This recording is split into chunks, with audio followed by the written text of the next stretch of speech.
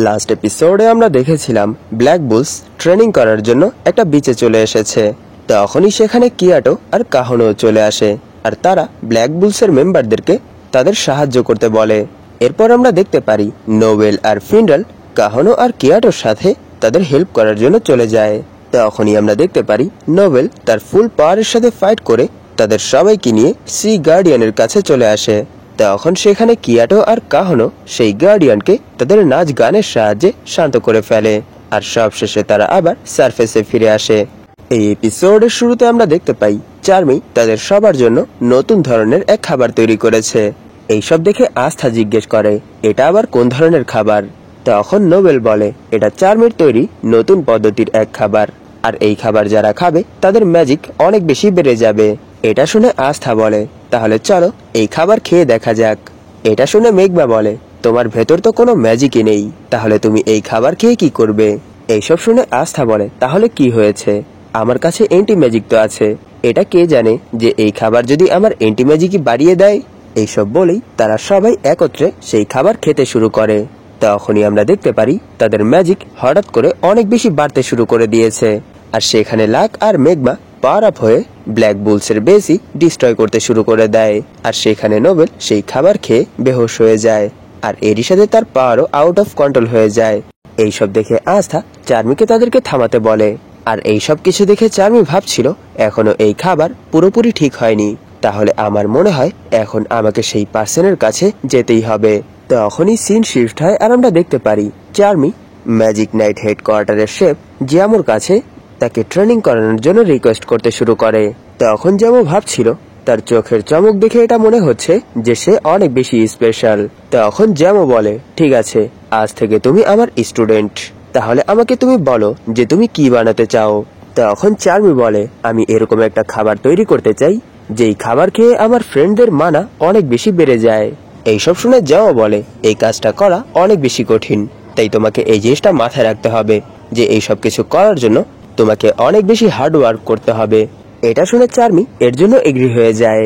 তখনই scene shift হয় আর আমরা দেখতে পারি জ্যামো চার্মিকে ফিজিক্যাল ট্রেনিং করাচ্ছে আর এরই সাথে সে ভাবছিল এই শিপগুলো তোমার ম্যাজিকের সাহায্যেই খাবার তৈরি করে, কিন্তু তোমার ম্যাজিককে বাড়ানোটাই যথেষ্ট না।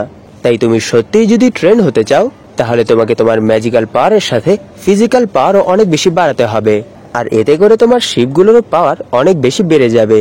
আর যখনই চার্মির ট্রেনিং কমপ্লিট হয় তখন জ্যামো বলে এই ট্রেনিং গুলো করার কারণে তোমার স্ট্যামিনা অনেকটাই বেড়ে গেছে, তাই এখন আমাদেরকে এই বুক অ্যাকর্ডিং 3টা ইনগ্রেডিয়েন্ট কালেক্ট করতে হবে, আর সেই আননোন ইনগ্রেডিয়েন্ট গুলো আমিও আজ পর্যন্ত দেখিনি। এইসব শুনে চার্মি বলে তাহলে দ্রুত আমাকে এটা বলুন যে সেই আননোন ইনগ্রেডিয়েন্ট গুলো কি কি। তখন জ্যামো বলে ফার্স্ট ইনগ্রেডিয়েন্টের নাম দ্য বালবাফ অফ মেন্টাপেন বান্ডোরাডোরা, আর দ্বিতীয়টা হলো নন শেয়ার্ড অফ কোলেথেন, আর তৃতীয়টা হলো স্প্রাইস ক্রথ। আর এইসব ইনফরমেশন পাওয়ার পর চার্মি সবগুলো ইনগ্রেডিয়েন্টই কালেক্ট করে ফেলে আর এই জিনিসটা শুনে জ্যামো অনেক বেশি শক হয়ে যায়। আর যখনই সে চার্মিকে দেখার জন্য বাইরে আসে তখন সে দেখতে পায় চার্মির অবস্থা অনেক বেশি খারাপ হয়ে আছে। তার এরকম অবস্থা দেখে জ্যামো তাকে জিজ্ঞেস করে তুমি তোমার লিমিট সারপাস করেছো কেন। এর উত্তরে চার্মি বলে আপনি আমাকে যেই সব ইনগ্রেডিয়েন্টের কথা বলেছিলেন সেই সবগুলোই আমি কালেক্ট করে ফেলেছি, আর এখন আমি এরকম একটা খাবার তৈরি করব যা সবার পাওয়ারকেই অনেক বেশি বাড়িয়ে দেবে। তখনই সিন শিফট হয় আর আমরা দেখতে পারি চার্মি খাবার তৈরি করে ব্ল্যাক বুলসের বেসে নিয়ে এসেছে, আর সেই খাবারগুলো দেখে আস্থা জিজ্ঞেস করে সত্যি কি এই খাবার আমাদের ম্যাজিক বাড়িয়ে দেবে। তখনই সেখানে ফিন্ডাল বলে কিন্তু আমি বুঝতে পারছি না আমাকে এখানে কেন আনা হয়েছে। এটা শুনে নোবেল বলে যাতে করে তুমি আমাদেরকে এখান থেকে দ্রুত বাহিরে নিয়ে যেতে পারো। তখন আস্থা ভাবছিল চার্মি এই খাবার তৈরি করার জন্য অনেক বেশি হার্ড ওয়ার্ক করেছে। তখনই চার্মি তাদের সবাইকে সেই খাবার খেতে বলে, কিন্তু সেখানের কেউ সেই খাবার খাওয়ার জন্য তৈরি হচ্ছিল না। এইসব দেখে আস্থা বলে আমাদেরকে এই খাবারগুলো খেতেই হবে, কারণ আমরা এভাবেই চার্মির এফোর্ট ওয়েস্ট হতে দিতে পারি না। তখনই সেখানে জ্যামো বলে আমি আপনাদের কাছে রিকোয়েস্ট করছি, কারণ চার্মি এই খাবারের ইনগ্রেডিয়েন্ট গুলো কালেক্ট করার জন্য তার লাইফ রিস্কে ফেলেছে, আর সে এই খাবারগুলো তৈরি করার জন্য অনেক বেশি হার্ড ওয়ার্ক করেছে, তাই প্লিজ আপনাদেরকে এই খাবারগুলো খেতেই হবে। তখনই তারা দেখতে পায় সেই খাবারগুলো নিজে থেকেই ইভলভ হচ্ছে। এটা দেখে ফিন্ডাল তাদের সবাইকে বেস থেকে বাহিরে নিয়ে আসে। তখনই সেখানে ক্যাপ্টেন ইয়ামি চলে আসে আর বলে তোমরা এখানে কি করছো আর তোমরা আমার বাহনকে কেন ইউজ করছো। তখনই তারা দেখতে পায় চার্মির খাবার পাগল হয়ে গেছে, আর এরই সাথে সে ব্ল্যাক বুলস বেস ভেঙে বের হয়ে আসে। আর তখন সেই খাবার দেখে জ্যামো বলে এটা তো একটা ডিমন ফুড। এটা শুনে নোবেল বলে সে কিছুই জানে না, সে শুধুই ফালতু কথা বলছে। তখন জ্যামো বলে আমিও এই ডিমন ফুড প্রথমবার দেখছি, আমার মনে হয় এই ফুড তৈরি করার জন্য অনেক বেশি ভালোবাসা আর এফোর্ট ইউজ হয়েছে বলে সে জীবিত হয়ে গেছে। চার্মি এরকম একটা খাবার তৈরি করতে চাচ্ছিল যেই খাবার খেলে তোমাদের মানা অনেক বেশি বেড়ে যায়। আর এইসব শুনে চার্মি বলে আমার তো এই জিনিসটা বিশ্বাসই হচ্ছে না যে আমার তৈরি খাবার একটা ডিমান্ড হয়ে গেছে। এটা বলেই সে মাটিতে পড়ে যায়। তখনই সেখানে মেঘমাও নিচে পড়ে যায়, আর সেখানে লাক নিচে পড়তে পড়তে বলে আমার মনে হচ্ছে আমার ভেতর একটুও ম্যাজিক পাওয়ার বেঁচে নেই। তখন সেখানে ফিন্ডাল বলে আমার মনে হচ্ছে আমার ভেতর থেকে কেউ ম্যাজিক অ্যাবজর্ব করে ফেলছে। তখন জ্যামো বলে এরই জন্য ডিমন ফুড অনেক বেশি ডেঞ্জারাস, কারণ এই ফুড আমাদের ভেতর থেকে মানা অ্যাবজর্ব করে ফেলে। তখন ক্যাপ্টেন ইয়ামি বলে আস্থা তুমি এখানে কি করছো, তুমি কি তোমার অ্যান্টি ম্যাজিকের সাহায্যে এই জিনিসটা বন্ধ করতে পারছো না। দাঁড়াও, আমার মনে হয় এই কাজটা আমাকেই করতে হবে।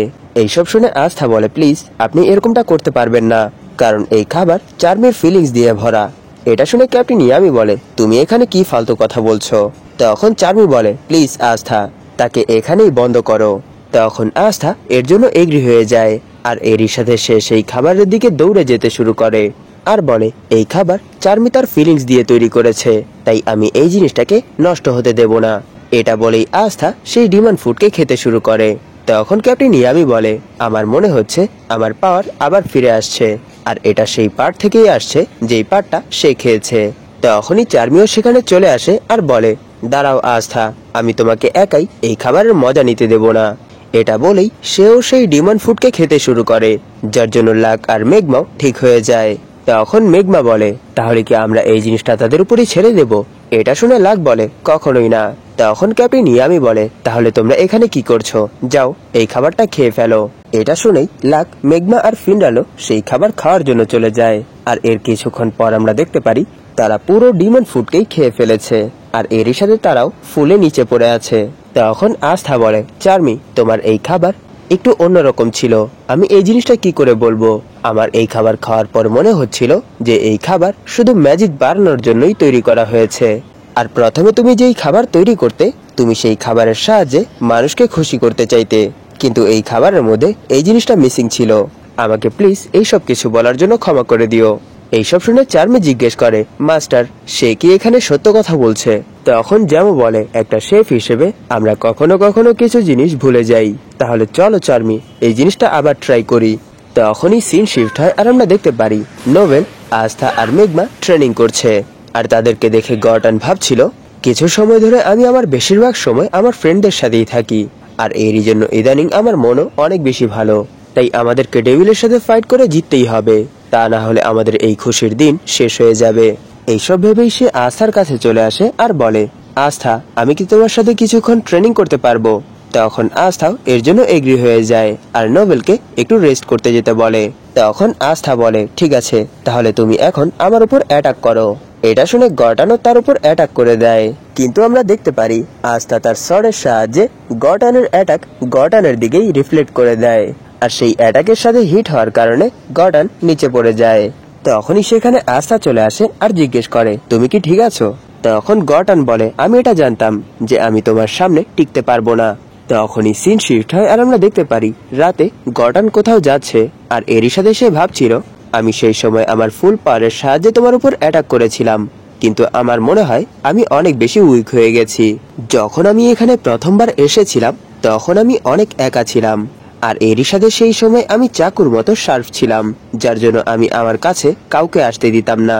এইসব ভেবেই সে ব্ল্যাক বুলসের বেস থেকে বের হওয়ার আগে সবার জন্যই এক একটা লেটার রেখে যায়, আর সেই লেটারে লেখা ছিল আমি এখান থেকে দূরে কোথাও যাচ্ছি, তাই প্লিজ আমাকে কেউ খোঁজার চেষ্টা করো না। আর বাহিরে আসার পর সে ভাবছিল যদি আমি তাদের সাথেই এভাবে হাসি খুশি থাকতে চাই তাহলে আমাকেও স্ট্রং হতে হবে, আর এরকমটা আমাকে নিজে থেকেই হতে হবে। তখনই সিন শিফট হয় আর আমরা দেখতে পাই সে সেই ফরেস্টের ভেতর চলে এসেছে, যে ফরেস্টের ভেতর অনেকগুলো পয়জনাস বিস্ট আর স্নেকস থাকে। আর এরই সাথে সে ভাবছিল লেডি মারিওলোনা পাওয়ারফুল ম্যাজিক রিজন একাই পার করেছে, যার জন্য তিনি অনেক বেশি স্ট্রং হয়ে গেছে। তাই আমি এই ফরেস্টে চলে এসেছি, আর এই ফরেস্ট উইচ ইজ দ্য ফরেস্টের কাছে। আর আমি এই জিনিসটা সম্পর্কে অনেক ভেবেছি, কিন্তু একটা স্ট্রং ম্যাজিক্যাল রিজন আমার রেঞ্জ থেকে অনেক দূরে, তাই আমি এখানেই আসার ডিসাইড করেছি। তখন গর্ডন বলে, সবকিছুই এখন অনেক ভালো লাগছে। আমার মনে হয় এর কারণ এখানে আমি একা। তাহলে চলো এখানে কিছুক্ষণ রেস্ট করে নেওয়া যাক। তখনই আমরা দেখতে পারি কিছু বানর গর্ডনের ব্যাগ চুরি করে সেখান থেকে নিয়ে যায়। আর এটা দেখে গর্ডন বলে, দাঁড়াও, তোমরা কোথায় যাচ্ছ? এই ব্যাগের ভেতর আমার 3 সপ্তাহের খাবার আছে। এটা বলেই সে সেই বানরগুলোর পেছনে দৌড়তে শুরু করে, কিন্তু আমরা দেখতে পারি 3 দিন পরও সে সেই বানরগুলোকে ধরতে পারে না। তখন গর্ডন ভাবছিল, আমার মনে হয় আমি আর তাদেরকে ধরতে পারবো না, তাই আমাকে এখন এখান থেকে ফিরে যাওয়া দরকার। কিন্তু 1 মিনিট, আমি এই সময় কোথায় আছি এটা তো আমি নিজেও জানি না।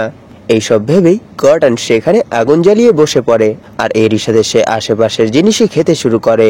তখন সে ভাবছিল, একা একা খাবার খেতে একটুও ভালো লাগে না, বন্ধুদের সাথে একসাথে বসে খেতে সত্যি অনেক ভালো লাগে। এইসব ভেবেই সে সেখানে কাঠ দিয়ে তাদের পুতুল তৈরি করতে শুরু করে দেয়, আর এরই সাথে সে সেই পুতুলগুলো দিয়েই খেলতে শুরু করে দেয়। তখনই সে বলে, আমি কি করছি? আমার মনে হয় আমি পাগল হয়ে গেছি। তখনই সেখানে একটা বুলফ চলে আসে, আর সে গর্ডনের উপর অ্যাটাক করে দেয়। কিন্তু গর্ডন কোনোভাবে সেই অ্যাটাকটা ডজ করে ফেলে। আর এরই সাথে সে ভাবছিল, এখন আমার স্ট্রেংথ চেক করার সময় এসে পড়েছে। তাহলে চলো এই জিনিসটা দেখা যাক যে আমি এতদিন ট্রেনিং করে কতটা স্ট্রং হয়েছি। এইসব ভেবেই সে তার পয়জন ক্লাউডের সাহায্যে সেই বুলফের উপর অ্যাটাক করে দেয়, কিন্তু সেই বুলফ সেই অ্যাটাকটা ডজ করে ফেলে। এটা দেখে সে আবার তার উপর অ্যাটাক করে দেয়, কিন্তু এবারও সেই বুলফের কিছুই হয় না। এটা দেখে গর্ডন সেখান থেকে পালাতে শুরু করে। আর এরই সাথে সে ভাবছিল, আমার পয়জন ক্লাউড এই বুলফের উপর কোনো কাজই করছে না, আমার মনে হয় আমি অনেক বেশি উইক হয়ে গেছি। আর সে সেখান থেকে দৌড়তে দৌড়তে একটা ঝিলের কাছে চলে আসে, আর সেই ঝিল থেকে সে বলে, তাহলে আমার মনে হয় আমি এখানে কিছুদিন স্টে করতে পারবো, আর আমাকে এখানে জীবিত থাকতে হবে আর নিজেকেও স্ট্রং করে তুলতে হবে। তখন সে সেই ঝিলের পানি দিয়ে মুখ ধুতে ধুতে ব্ল্যাক বুলসের মেম্বারদের সাথে কাটানো দিনগুলোর কথা মনে করতে শুরু করে দেয়। আর এরই সাথে সে ভাবছিল, যদিও একা থাকাটা আমার জন্য আগে অনেক বেশি সহজ ছিল, কিন্তু এখন এই জিনিসটা আমার জন্য অনেক বেশি কঠিন। আর এরকমটা আমার সাথে ব্ল্যাক বুলসে আসার পরই হয়েছে। আমি জানি না তারা এই সময় কি করছে। আমার মনে হয় তারা আমার ছেড়ে আসা লেটার পড়ার পর অনেক বেশি প্যানিক হয়ে গেছে, আর আমাকে খোঁজার জন্য এদিক ওদিক ঘোরাঘুরি করছে। আর আমার এই জিনিসটার উপর পুরো বিশ্বাস আছে যে তারা আমাকে নিশ্চয়ই খুঁজে বের করবে। তখনই সে পেছন থেকে একটা আওয়াজ শুনতে পায়, আর এরই সাথে সে বলে, তোমরা আমাকে এত দ্রুত খুঁজে বের করে ফেলেছ। তখনই সে দেখতে পায় সেখানে অনেক বড় একটা বুলফ চলে এসেছে।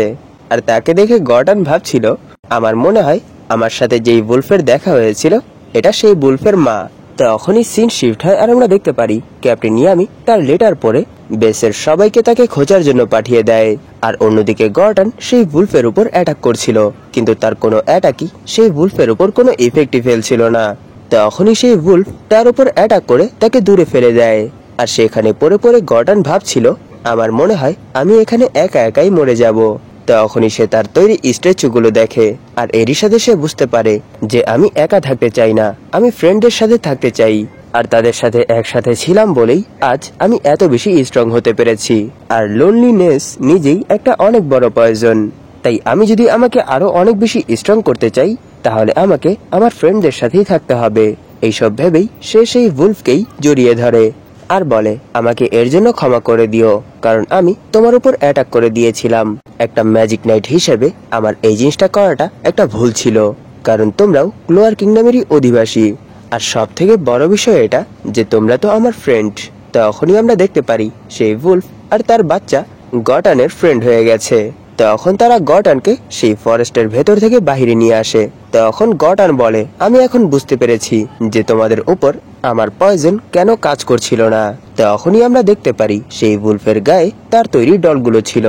আর যখনই সে ব্ল্যাক বুলসের বেসে ফিরে আসে তখন সে দেখতে পায় সেখানে কেউ নেই।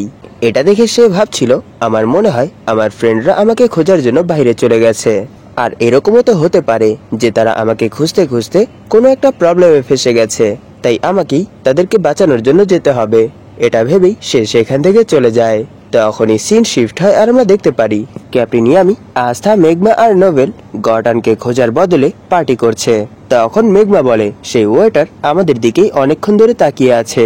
এটা শুনে ক্যাপ্টেন ইয়ামি বলে এতে কি হয়েছে, এই রেস্টুরেন্ট তাদের ইনগ্রেডিয়েন্ট আমাদের কাছেই সেল করছে আর আমরা তো আজ এখানে 90% অফ পেয়েছি। আর 90% অফারের সাথেই এই এপিসোড এখানেই শেষ হয়ে যায়। ধন্যবাদ আপনাদের এই পর্যন্ত দেখার জন্য। তাহলে দেখা হবে এর পরের এপিসোডে।